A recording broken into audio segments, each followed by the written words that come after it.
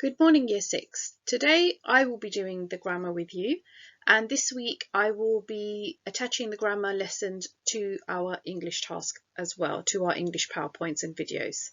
So today we are going to understand and use direct speech correctly. So we've done a bit of this already, but it's just to recap it for you for our journalistic writing. So, in order to understand and use direct speech correctly, we must consider its counterpart to the indirect or reported speech. Both of these are essential, and it is important to know the difference between them. So the key thing that you're going to learn is the difference between direct and indirect and how it can be used. So the indirect speech shares information in the same way as reported speech, however, you don't use inverted commas. Reported speech is merely you reporting on what has already been said. So for example, she said to me that she would come home by 10. Okay, so you see there is no inverted commas there. There's no direct speech there. Okay, so you need to make sure that you can understand the difference between the two. So if you pause the video here, you can make some notes on that slide. Okay, so quotes are the exact word that has been spoken. Okay, so now let's have a look at this table. This explains it in a much more concise way. If you could draw this in your book or make notes on this, just have it in your book so you've got it as reference. So direct speech, where the it quotes the exact words which have been spoken. So it's exactly what has been said by the person, and it's in the present tense usually because it's now, what's being said now. And inverted commas are placed around what the speaker says, only around what the speaker says, not the speaker's name, just around what they say. Okay, and indirect speech reports a summary of what a person has said, has the same meaning but doesn't necessarily use the same words, and it is in the past tense because it's talking about something that's already happened, and it does not use speech marks at all.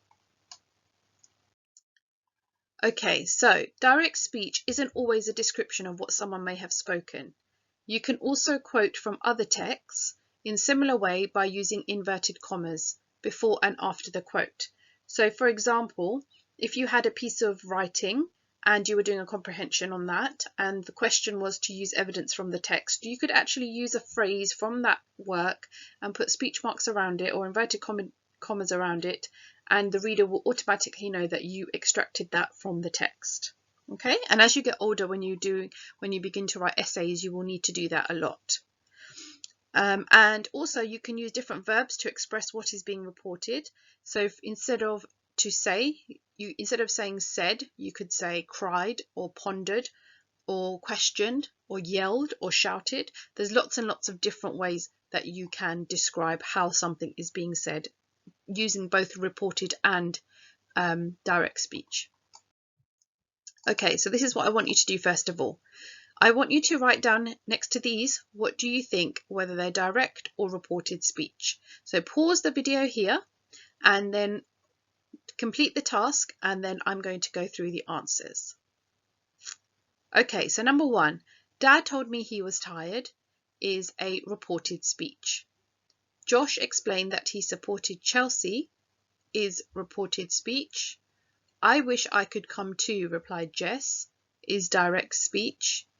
Ella pondered thoughtfully. I think blueberries are probably my favourite fruit, is direct speech. And Mr. Turner described the terrifying sight of a wooden ship with black sails attacking the harbour, is reported speech. Okay, so now we're going to do our conversion table. So if you can have a look here, it tells you how you change speech marks into reported speech. So if I had to pick just one, I'd say blue is my favourite colour, said Noah. So that is a direct speech. That's what Noah is saying. And his speech, if you report it, is Noah told me his favourite colour was blue. Okay, the next one, are you busy tonight, asked Jess. And the reported speech of that is Jess asked if I was busy that night. So hopefully you should be able to be very clear now on the difference between the two. Okay, so I want you to have a look at this. Humorous example. Kevin replied, should we tell the humans we can speak English, asked Stuart. Kevin replied, no, definitely not. So if you can see, we're talking about the punctuation here. So the punctuation is placed before closing the commas as a question mark is there. So if you see, the question mark is here and you have the inverted commas around it. Okay, so you remember your punctuation always goes inside the inverted commas, and below you can see it says no is capitalized because it is the start of the speech sentence. Okay, so no is in capitals because it begins the speech. So you always have to start your speech with a capital letter. I think pause this here, and it would be good to make a note of what is in the pink boxes just to keep you clear on the punctuation for speech. Okay, so what time are we going out? Asked Mr. Lewis. Yasmin shouted, "Look out." Besides, said Chris thoughtfully, what was she doing there anyway? So I want you to have a go now at punctuating these sentences yourself using speech marks, full stops, commas, question marks, inverted commas, anything you need. So pause the video here and have a go.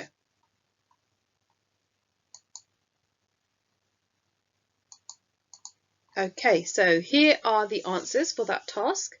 So if you can see, we have what time are we going out with a question mark and the commas around it. You've got look out, again, exclamation mark is there with inverted commas around it. And then you have the speech, which is split in this sentence. Besides, said Chris thoughtfully, what was she doing there anyway? So you've got the description of the verb, said Chris thoughtfully, which is not speech. So make sure you separate what is being said and what isn't. Okay, so I want you now to complete this task, and you need to rewrite this section of text using the correct punctuation. You need to put in all of the punctuation that you think you need. Take your time, read it carefully, read it out loud as well. Sometimes that helps to see which speech you think is spoken and what is not. Okay, so be careful with that, take your time, and I look forward to seeing your work. Please email it to me or take a picture of it as soon as you're done so that you can send it to us.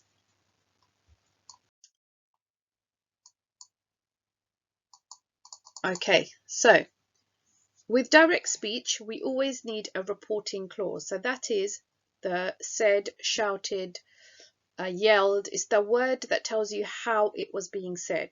Okay, so in this case, it tells you that Groot was the speaker and he was shouting excitedly.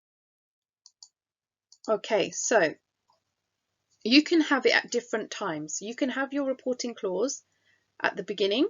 Dan asked hungrily, do you know what time is lunch? You can have it after. Do you know what time lunch is? Dan asked hungrily. Or embedded. Did you know? Dan asked hungrily what time lunch is. It makes it interesting for the reader if you mix it about a bit rather than just having it at the end. And it's really good to up-level your writing as well if you change it around a little bit. Okay, so I want you now to end this lesson by having a go at doing that task. So can you change the position of the reporting clause? Dwight whispered quietly, I think we should hide in the basement. So I want you now to have a go at putting that bit of reported clause, Dwight whispered quietly, after what he said and in between what he said as well. Okay, you might have to move or change some punctuation when you move the reporting clause, but that is up to you and you need to tell me how you get on. So please make sure you're emailing me and sending me your work with all of your answers. Okay, well, thank you very much, and I will speak to you shortly.